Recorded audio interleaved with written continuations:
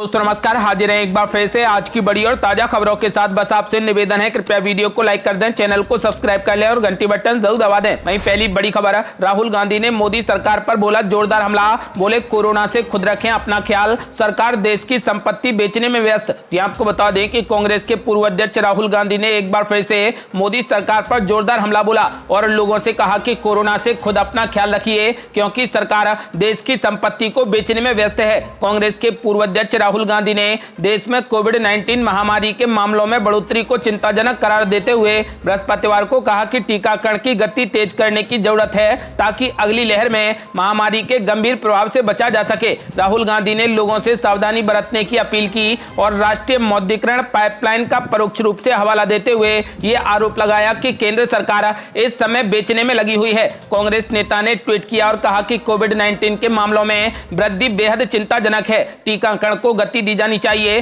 ताकि अगली लहर में महामारी के गंभीर प्रभाव से बचा जा सके। कृपया अपना ध्यान खुद रखें, क्योंकि सरकार देश की संपत्ति को बेचने में पूरे तरीके से व्यस्त है।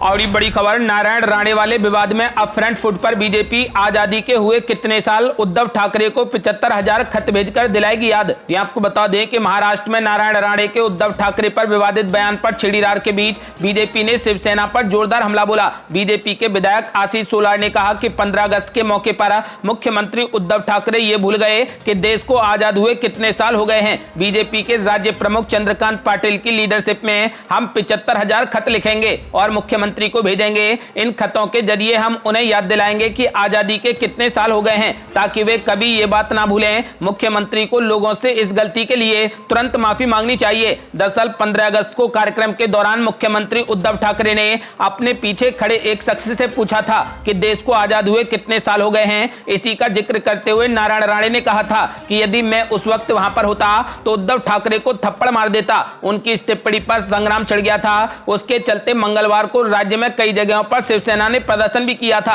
यही नहीं, कई जगहों पर शिवसैनिकों और बीजेपी के कार्यकर्ताओं के बीच में हिंसक झड़प भी हुई थी। यही नहीं, मंगलवार की दोपहर को उन्हें गिरफ्तार भी कर लिया गया था। हालांकि रात को उन्हें महाड़ की अदालत से जमानत भी मिल गई थी। अब बीजेपी ने फैसला किया है कि उद्धव ठाकरे को आजादी के साल याद दिलाने के लिए 75,000 खत लिखे जाएंगे।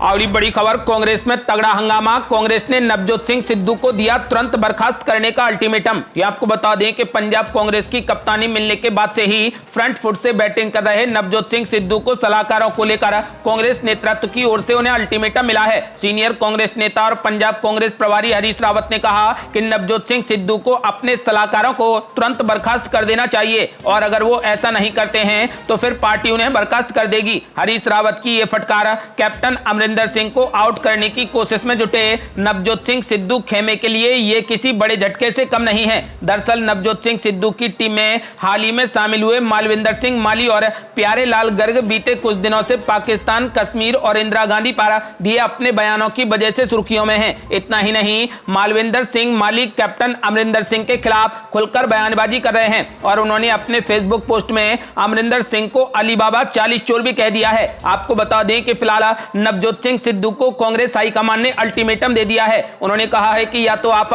अपने सलाहकारों को बर्खास्त करें, नहीं तो हम आपको बर्खास्त कर देंगे। और ये बड़ी खबर, खतरे में पड़ गई ममता बनर्जी की कुर्सी। आज फिर इलेक्शन कमीशन से मिलेगी टीएमसी। ये आपको बता दें कि कहीं कोरोना के मामले ना बढ़ने लगे और इसके चक्कर में मुख्यमंत्री की कुर्सी ना गंवानी पड़े, इसे लेकर ममता बनर्जी की टेंशन बढ़ती जा रही है। जैसे जैसे 6 महीने वाली मियाद नजदीक आती जा रही है, ममता बनर्जी की धड़कनें लगातार बढ़ती जा रही हैं। यही वजह है कि टीएमसी जल्द से जल्द राज्य में उपचुनाव चाहती है। तृणमूल कांग्रेस यानी टीएमसी का एक प्रतिनिधिमंडल राज्य में उपचुनाव कराने की मांग को लेकर आज फिर से निर्वाचन आयोग से मुलाकात करेगा। बता दें कि पश्चिम बंगाल में उपचुनाव कराने के लिए इससे पहले भी तृणमूल कांग्रेस के नेताओं का दल चुनाव आयोग की दौड़ लगा चुका है। राज्य में 7 सीटों पर उपचुनाव होने हैं और माना जा रहा है कि ममता बनर्जी खुद भवानीपुर सीट से चुनाव लड़ेंगी। आपको बताते चलें कि ममता बनर्जी यदि सांसद नहीं बनी तो उन्हें मुख्यमंत्री की कुर्सी गंवानी पड़ेगी। यदि 7 विधानसभा सीटों में से एक भी सीट उनको नहीं मिली तो फिर उनकी कुर्सी का जाना निश्चित है। यदि समय से पहले यानी उनके 6 महीने पूरे होने से पहले चुनाव नहीं कराए गए, ममता बनर्जी नहीं जीती, तो फिर 100% ममता बनर्जी की कुर्सी जा सकती है। और बड़ी खबर, कर्नाटक में बीजेपी की बड़ी मुश्किलें, आरक्षण को लेकर फिर से आंदोलन कर रहा लिंगायत समुदाय। ये आपको बता दें कि ऐसा लगता है कि कर्नाटक एक और आंदोलन की ओर आगे बढ़ रहा है। दरअसल लिंगायत समुदाय के द्वारा एक बार फिर से बेहतर आरक्षण की मांग की जा रही है। ये बीजेपी का प्राथमिक वोट बैंक भी है और ये मांग 6 महीने के बाद फिर से की जा रही है। लिंगायत समुदाय के पंचमसाली उप संप्रदाय के संत, जो सभी लिंगायतों का लगभग 70% हिस्सा है, सरकार पर 2A OBC कोटे के तहत आरक्षण के लिए दबाव बनाने के लिए 1 महीने का अभियान शुरू कर रहा है। हालांकि इस बार के प्रदर्शन में एक खास ट्विस्ट है। आंदोलन का नेतृत्व करने वाले संतों में से एक ने पूर्व मुख्यमंत्री BS येदियुरप्पा के बेटे VVI विजयन पर उनके पिता को गुमराह करने के लिए निशाना साधा है। अब 26 अगस्त से 30 सितंबर तक प्रतिज्ञा पंचायत अभियान चलाया जाएगा, जिसमें बगलकोट जिले के कुंडाला संगम में मुख्य पंचमसाली मठ के संतों के द्वारा और उनके साथ राज्य भर के तालुक मुख्यालयों में जागरूकता शिविर आयोजित किए जाएंगे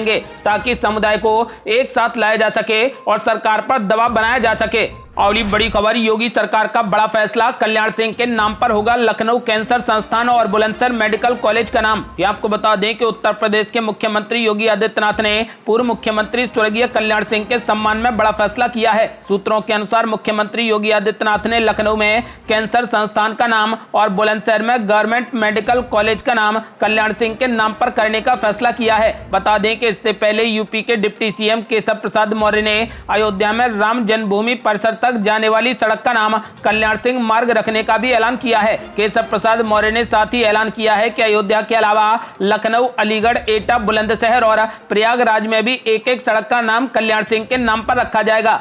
और बड़ी खबर, महबूबा मुफ्ती का मोदी सरकार पर जोरदार हमला, बोली भाईचारे और सांप्रदायिक सौहार्द को खत्म करने का किया जा रहा प्रयास। ये आपको बता दें कि PDP अध्यक्ष महबूबा मुफ्ती ने कहा कि जम्मू कश्मीर महात्मा गांधी के धर्मनिरपेक्ष भारत में शामिल हुआ था, जिसकी स्थापना भाईचारे और सांप्रदायिक सौहार्द पर हुई थी, लेकिन अब इन्हें खत्म करने का प्रयास किया जा रहा है। महबूबा मुफ्ती ने मोदी सरकार के प्रमुख क्षेत्रों में अपनी संपत्ति का मौद्रीकरण करने के फैसले की भी आलोचना की है और कहा कि पिछले 70 वर्षों में देश में जो कुछ भी बनाया गया है उसे अब बेचा जा रहा है। महबूबा मुफ्ती ने कहा कि जम्मू कश्मीर महात्मा गांधी, जवाहरलाल नेहरू और इंदिरा गांधी जी के भारत में शामिल हुआ था। धर्मनिरपेक्ष भारत जहां भाईचारा और सांप्रदायिक सौहार्द था, अब ये सब खत्म करने की कोशिश की जा रही है। उन्होंने कहा कि यदि भारत एक धर्मनिरपेक्ष राष्ट्र नहीं होता तो जम्मू कश्मीर इसमें शामिल नहीं हुआ होता। जम्मू कश्मीर की पूर्व मुख्यमंत्री ने संपत्ति के मौद्रीकरण के केंद्र के कदम पर कहा कि सरकार पिछले 70 वर्षों में मुख्य रूप से कांग्रेस के शासन के दौरान बनाई गई सभी संपत्तियों को बेच रही है। महबूबा मुफ्ती ने कहा कि आप इस सरकार से क्या उम्मीद कर सकते हैं जो पेट्रोल पंपों, राजमार्गों, बिजली परियोजनाओं को बेच रही है। पिछले 70 वर्षों में जो कुछ भी बनाया गया था अब उस सब को बेचा जा रहा है।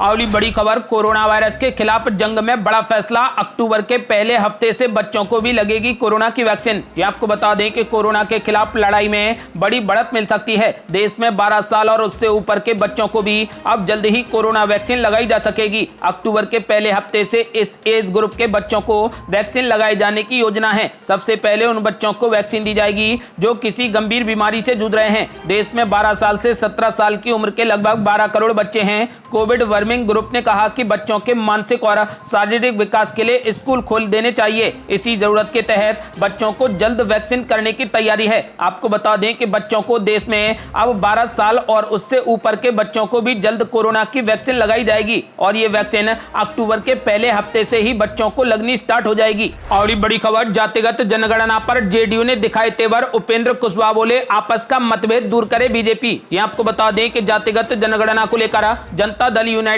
यानी जेडीयू ने तेवर दिखाने शुरू कर दिए हैं। जदयू संसदीय बोर्ड के चेयरमैन उपेंद्र कुशवाहा ने बीजेपी को नसीहत देते हुए आपसी मतभेद दूर करने को कहा है। उन्होंने कहा कि जातीय जनगणना को लेकर बीजेपी में आपस में ही विवाद है, बीजेपी को इसे तुरंत दूर करना चाहिए। उन्होंने कहा कि जातिगत जनगणना कराने में कहीं कोई दिक्कत नहीं है, बस सरकार हाँ कर दे। उनका कहना है कि सरकार के हाँ करते ही बस एक कॉलम जोड़ना है। जातीय जनगणना को लेकर उपेंद्र कुशवाहा ने कहा कि हम केंद्र सरकार के संभावित फैसले को लेकर लेकर अभी सकारात्मक हैं। प्रधानमंत्री मोदी ने मना नहीं किया है, इसी बार की जनगणना में जातीय जनगणना भी होनी चाहिए। जानबूझकर यह प्रचारित किया जा रहा है कि इस बार जातीय जनगणना कराने में तकनीकी दिक्कत है। ऐसा कुछ नहीं है, अगर सरकार हां कर दे तो उसी में जाति का एक कॉलम जोड़ दिया जाएगा। उपेंद्र कुशवाहा ने कहा कि कांग्रेस आज जातीय जनगणना के मुद्दे पर साथ है, यह स्वागत योग्य है, लेकिन वो कोई दूध के धुले नहीं है। आखिर उन्होंने अपनी सरकार के दौरान जातीय जनगणना क्यों नहीं कराई है। आपको बता दें कि फिलहाल जेडीयू ने भी मोदी सरकार से जातीय जनगणना कराने की मांग की है।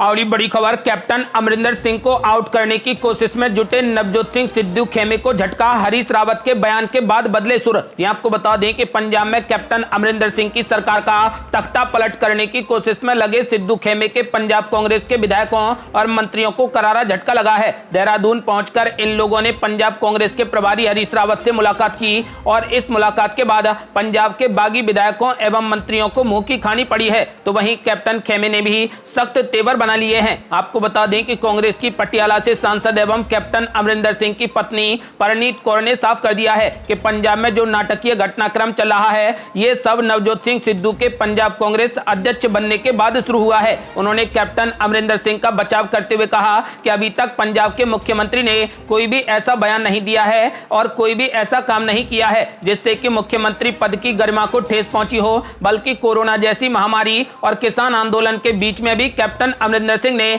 पंजाब के लोगों की भलाई का काम किया है और पंजाब के मुख्यमंत्री को हटाना किसी के बस की बात नहीं है। ये थी अब तक की बेहद बड़ी खबरें। यदि आप भी चाहते हैं कि भारत जल्द से जल्द कोविड मुक्त हो जाए तो इस वीडियो को लाइक कर चैनल को सब्सक्राइब जरूर करें। जल्दी मिलते हैं बड़ी अपडेट के साथ, तब तक के लिए जय हिंद, जय भारत।